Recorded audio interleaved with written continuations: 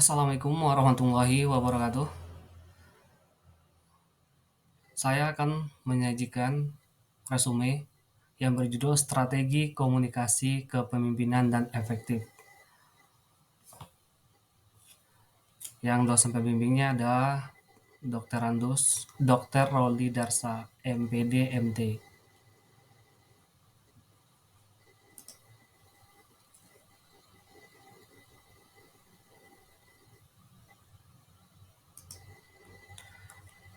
Bab pertama, pendahuluan.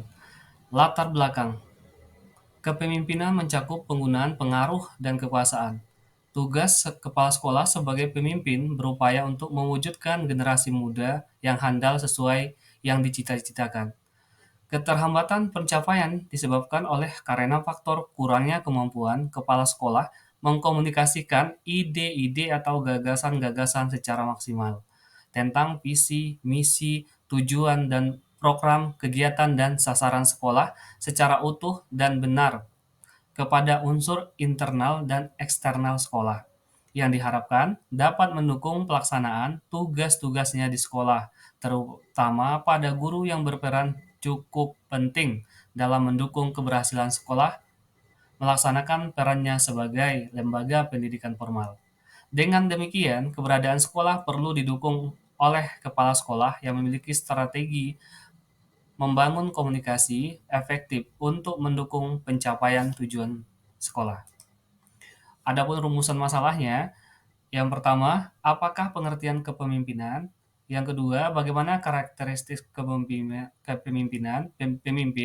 Yang ketiga, apa fungsi kepemimpinan? Keempat, bagaimana gaya kepemimpinan dalam proses pengambilan keputusan? Kelima, apa itu komunikasi? Keempat, bagaimana konsep efektivitas?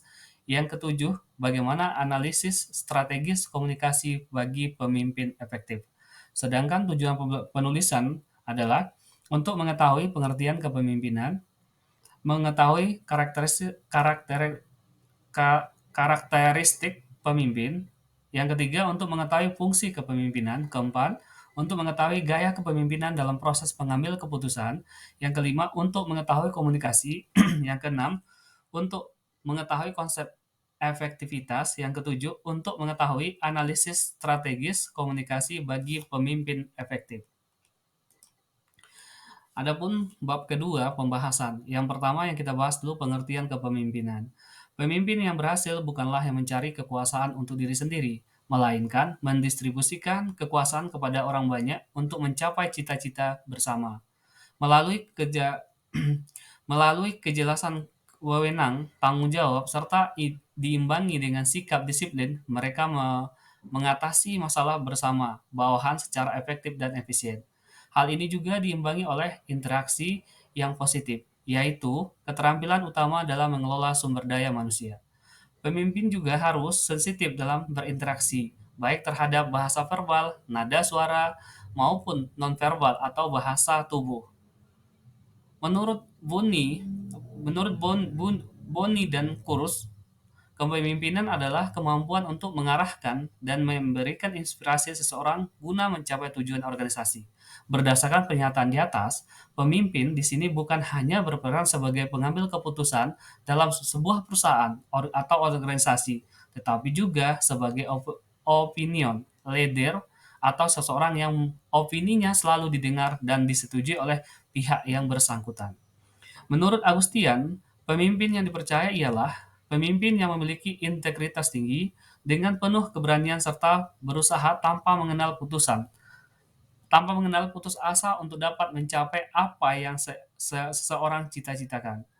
Cita-cita yang dimilikinya itu mampu mendorong dirinya untuk tetap konsisten dengan langkahnya sehingga orang kemudian akan menilai dan memutuskan untuk mengikutinya atau tidak mengikutinya. Integritas akan membuat seseorang dipercaya, dan kepercayaan ini akan menciptakan pengikut. Integritas di sini maksudnya adalah kesesuaian antara kata-kata dan perbuatan yang menghasilkan kepercayaan. Yang yang B, karakteristik pemimpin. Ada 4 karakteristik atau syarat pokok yang harus dimiliki oleh seorang pemimpin. Yang pertama, pemimpin harus peka terhadap lingkungannya. harus mendengar saran-saran dan nasihat dari orang-orang yang di sekitarnya. Yang kedua, pemimpin harus menjadi teladan dalam lingkungannya. Yang ketiga, pemimpin harus bersikap dan bersifat setia kepada janji kepada organisasinya. Yang keempat, pemimpin harus mampu mengambil keputusan, harus pandai, cakap, dan berani setelah semua faktor yang relevan diperhitungkan. Teori kepemimpinan berdasarkan ciri memberi petunjuk tentang ciri-ciri pemimpin, yaitu yang pertama, pengetahuan umum yang luas, kedua, kemampuan untuk tumbuh dan berkembang, ketiga, kemampuan analitik, yang keempat, sifat ingin tahu besar, yang kelima, keterampilan berkomunikasi secara efektif, yang keenam, kemampuan menentukan skala prioritas, yang ketujuh, rasionalitas, yang kedelapan, keteladanan, yang kesembilan, ketegasan, yang kesepuluh, orientasi masa depan. C. Fungsi kepemimpinan.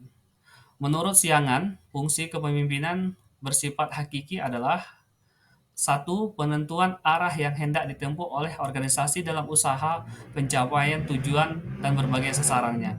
Yang kedua, wakil dan juru bicara organisasi dalam hubungan dengan berbagai pihak di luar organisasi, terutama dengan mereka yang tergolong sebagai stakeholder. Yang ketiga, komunikator yang efektif. Yang keempat, mediator yang handal, khususnya dalam mengatasi berbagai situasi konflik yang mungkin timbul antara individu dalam satu kelompok kerja yang terdapat dalam organisasi yang dipimpinnya. Yang kelima, integrator yang rasional dan objektif. Dengan menjalankan fungsi kepemimpinan yang hakiki tersebut, pemimpin diharapkan dapat membawa para pengikutnya ke tujuan yang hendak dicapai. Yang ke D, gaya kepemimpinan adalah dalam proses pengambilan keputusan. Kepemimpinan tidak harus dibatasi oleh aturan-aturan atau tata krama birokrasi, karena kepemimpinan tidak harus diikuti dalam suatu organisasi dan bisa terjadi di mana saja, asalkan seseorang menunjukkan kemampuan mempengaruhi perilaku orang lain ke arah tercapainya suatu tujuan tertentu. Dikutip dari Rifai 2002. Menurut Toha, menjelaskan perilaku gaya dasar kepemimpinan dalam mengambil keputusan terbagi atas 4 gaya kepemimpinan. Yang pertama, instruksi. Apa itu instruksi? Perilaku pemimpin yang tinggi pengarahan dan rendah dukungan yang dicirikan oleh komunikasi satu arah. Pemimpin memberikan batasan peranan pengikutnya dan memberitahu mereka tentang mekanisme pelaksanaan berbagai tugas. Yang kedua, konsultatif. Pada gaya kepemimpinan ini, pemimpin yang tinggi pengarahan dan tinggi dukungan masih banyak memberikan pengarahan dan pengambilan keputusan, tetapi diikuti dengan meningkatnya banyaknya komunikasi dua arah dan perilaku mendukung dengan mendengar perasaan pengikut, baik berupa ide maupun saran mereka tentang keputusan yang dibuat. Yang ketiga, partisipatif. Perilaku pemimpin yang tinggi dan rendah pengarahan, dalam hal ini posisi kontrol atas pemecahan masalah dan pembuatan keputusan dipegang secara bergantian. Yang keempat, delegatif.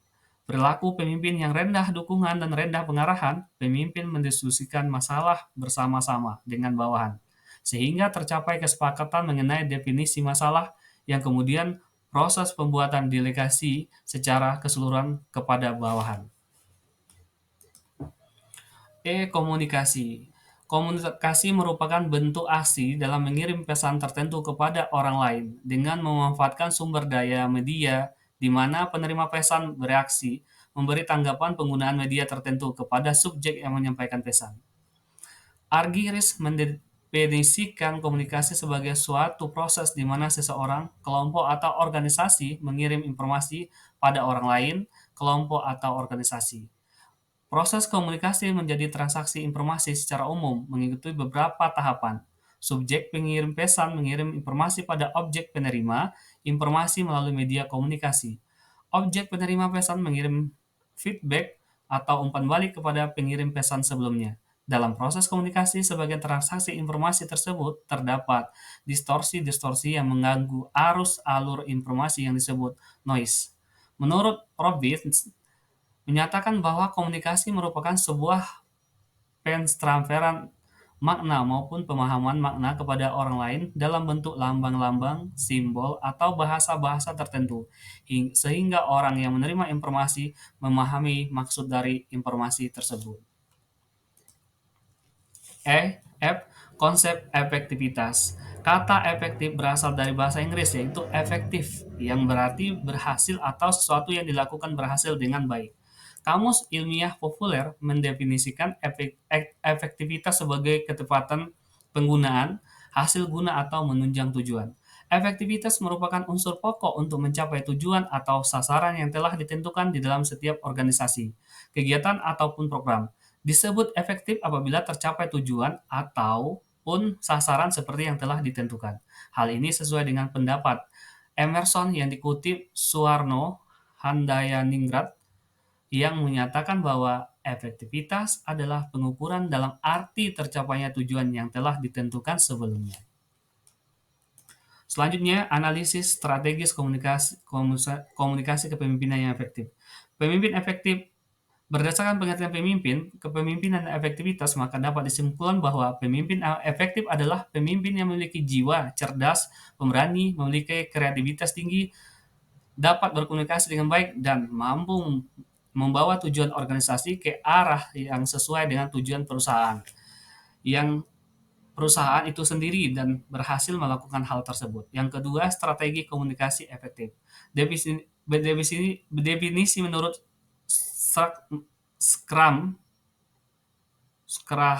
komunikasi yang efektif adalah komunikasi yang berhasil menghasilkan kebersamaan, kesepahaman antara sumber dengan penerimanya. Perintah dari seseorang pemimpin yang pada hakikatnya adalah komunikasi yang seringkali menjadi tidak jelas dan sulit diimplementasikan karena komunikasi yang dijalankan tidak efektif. Yang ketiga, hakikat dan manfaat komunikasi efektif bagi kepala sekolah dan merasa ada kalanya komunikasi yang dilakukan oleh seseorang dengan orang lain menghasilkan misperception yang dikarenakan penerima pesan mengartikan berbeda dari maksud pengirim pesan. Menurut Rohman dan Anggorawati, komunikasi yang efektif terjadi bila pendengar menangkap dan menginterpretasikan ide yang disampaikan dengan tepat seperti apa yang dimaksud oleh pembicara. Yang keempat, studi kasus strategi komunikasi bagi pemimpin efektif. Pada kasus ini, penyusun akan mengangkat profil kepemimpinan seorang pengusaha asal Indonesia yang bernama Bob Sudiro. Bob Sudiro adalah orang yang berusaha yang berbisnis di bidang pangan peternakan. Ia adalah pemilik dari jaringan usaha Kemfood dan Kemzik. Itu adalah contoh pengusaha yang menggunakan strategi khusus dalam komunikasi sehingga apa yang diusahakannya atau dia menjadi pemimpin yang efektif sehingga apa yang diusahakannya berhasil. Terakhir, bab ketiga, penutup. Kesimpulan dan saran, seorang pemimpin yang efektif harus mempunyai keberanian untuk mengambil keputusan dan memikul tanggung jawab atas akibat dan risiko yang timbul sebagai konsekuensi daripada keputusan yang diambilnya. Tentunya, dalam mengambil keputusan, salah satu aspek kepemimpinan yang penting terus dipelajari adalah gaya kepemimpinan yang diterapkan atasan terhadap bawahan atau karyawan yang dapat memotivasi karyawan secara efektif untuk bekerja lebih sungguh-sungguh dan bertanggung jawab dalam mencapai tujuan organisasi perusahaan. Komunikasi efektif serta penggunaan gaya kepemimpinan yang tepat akan menghasilkan sebuah kepemimpinan yang berhasil di dalam sebuah perusahaan. Sekianlah presentasi resume saya. Salah dan janggal mohon maaf. Wabillahi taufik wal hidayah. Assalamualaikum warahmatullahi wabarakatuh.